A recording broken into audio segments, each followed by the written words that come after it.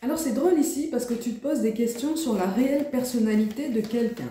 Quelqu'un qui t'a peut-être promis une amitié ou avec qui il aurait pu y avoir une relation sentimentale ou un début de relation. Hein. Pour moi, il y a eu quelque chose, il y a eu comme un rapprochement physique pour ceux que ça concerne, mais on n'est pas forcément allé beaucoup plus loin en fait, puisque c'est une situation qui était pleine de nœuds, relationnels. Et si tu es concerné par ce lien amical sur lequel tu te poses des questions aussi, tu as l'impression que cette personne est finalement remplie de fierté. Tu découvres en fait d'autres facettes de cette personne, quel que soit le cas de figure, quel que soit le lien que vous pouvez avoir.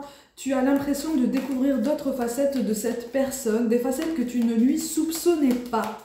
En fait. Sauf qu'en fait, attention, on est vraiment en train de mettre en lumière le fait que tu as peut-être projeté un idéal ou un espoir sur cette personne. On est tous comme ça, on est tous susceptibles de le faire, donc ne t'en veux pas et ne te juge pas durement, ne te juge pas du tout d'ailleurs, puisque de toute façon, il y a eu des attentes de ce côté-là, et des attentes qu'on a entretenues en toi. Comme toi, involontairement, visiblement, tu as peut-être entretenu des attentes ou des idées chez cette autre personne. N'oublie pas, on est tous connectés, d'accord, On est tous connectés, on fonctionne tous en miroir, donc peut-être que ça a été involontaire, mais tu as réveillé des choses que cette personne voulait avoir dans sa vie, et en l'occurrence dans son relationnel beaucoup plus général, Ouais, vous avez deux personnalités atypiques, c'est ça qui est quand même assez particulier. Alors soit vous aimez tous les deux avoir un look assez reconnaissable, ou vous êtes en train de travailler en ce moment à avoir un look reconnaissable, pas forcément parce que vous êtes en connexion, de façon visible, au niveau énergétique vous êtes connecté. Là, il n'y a aucun souci avec ça. Soit parce que en fait vous souhaitez vraiment vous affirmer de ce côté-là, en fait, au niveau du look, parce que c'est comme si vous aviez longtemps été coincé dans une situation qui vous empêchait de vous affirmer ou qui vous empêchait en fait de vous identifier clairement, tu vois. Donc en fait, on est vraiment, c'est ça, on est vraiment sur une affirmation de soi, on est sur une même sensibilité, mais on me parle de deux personnes qui ont l'impression comme ça d'avoir été arrachées l'une à l'autre par les circonstances de la vie. Encore une fois, c'est amical ou sentimental. Visiblement, il n'y a pas de lien familial entre vous. Il n'y a pas de lien familial, en tout cas pas dans cette vie.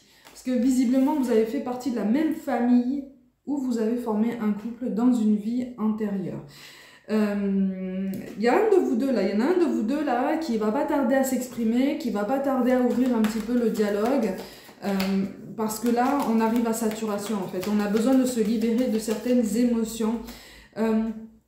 J'ai l'impression que c'est cette personne en fait qui a la sensation d'avoir été injuste avec toi, ou en tout cas de ne pas t'avoir tout révélé sur sa vie, sur son passé, sur sa réelle personnalité. Et c'est ça en fait qui fait que tu te poses aujourd'hui des questions sur cette personne, tu vois.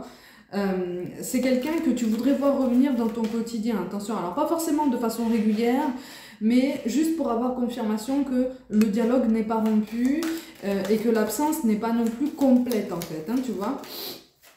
On n'a pas tourné la page par rapport à tout ça. Mais là, il n'est pas question de tourner la page. Il est vraiment question d'essayer d'englober les personnes qu'il y a autour de toi dans leur totalité.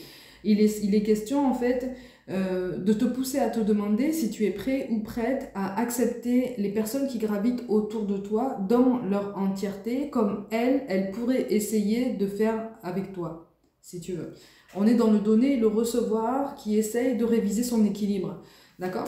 Donner et recevoir à juste valeur, c'est pas forcément évident, parce que c'est une question de réglage du curseur, et puis il faut arriver à un point de sa vie où on attire des personnes qui vibrent un petit peu sur les mêmes fréquences que nous, et donc qui ont peut-être travaillé avec autant d'ardeur sur des nœuds karmiques déjà, ou qui sont en train de travailler comme toi sur des nœuds karmiques bien particuliers.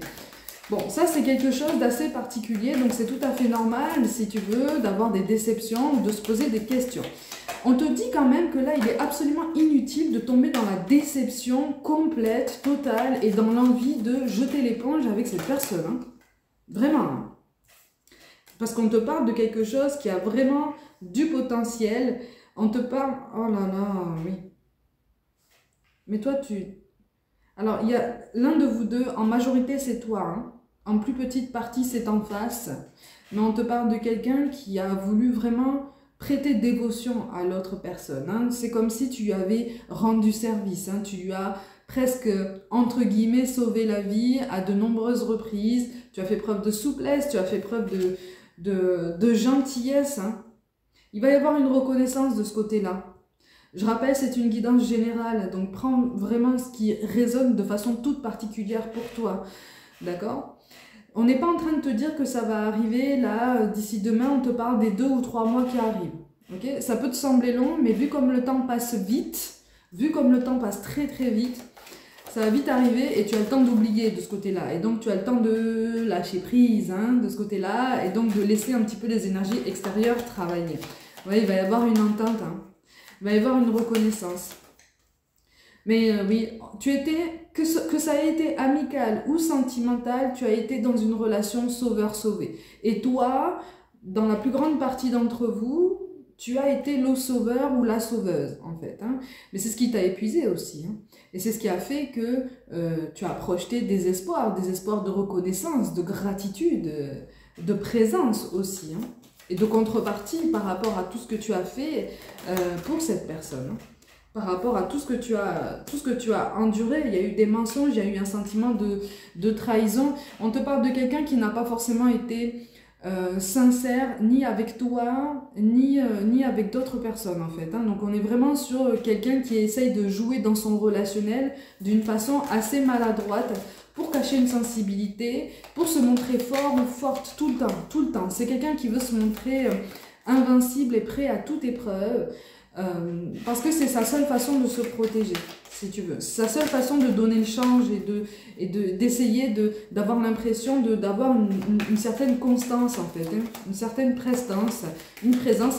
Il y a un manque de confiance en soi et un manque d'estime de soi qui est très très présent. On te dit quand même que ça va s'arranger malgré tout. Mais c'est quelqu'un qui n'a pas encore complètement ouvert les yeux sur la façon dont tu lui as ouvert ton cœur et ton temps, et voire même ta vie finalement. Tu vois?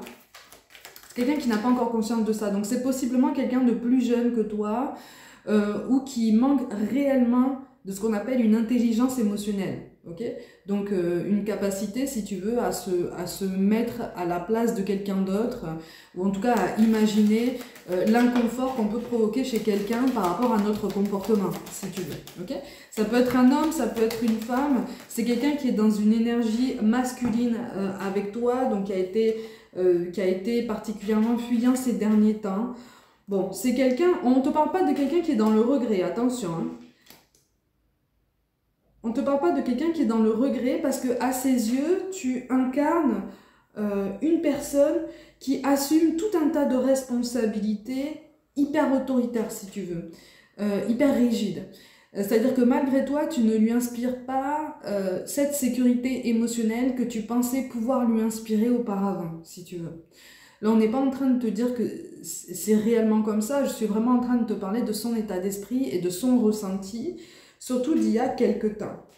Oui, c'est quelqu'un, on te confirme, c'est quelqu'un qui est possiblement plus jeune que toi et qui a longtemps eu des addictions à la fête. Là, pour le coup, on est vraiment très précis sur ces addictions-là. On est sur une addiction à la fête, mais c'est quelqu'un que tu connais déjà, de toute façon. Mais que tu connais déjà. On n'est pas sur une connaissance toute récente, hein. Et au niveau sentimental, c'est quelqu'un qui était possiblement engagé. Bon.